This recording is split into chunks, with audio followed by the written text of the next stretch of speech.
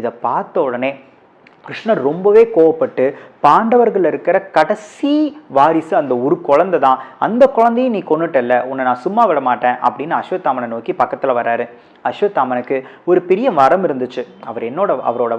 அவரோட வரம் என்னன்னா, அவர் சிரஞ்சீவியா இருப்பாரு, அவரை கொல்றது அவ்வளோ சாதாரணம் இல்லை அப்படின்னு இருந்துச்சு.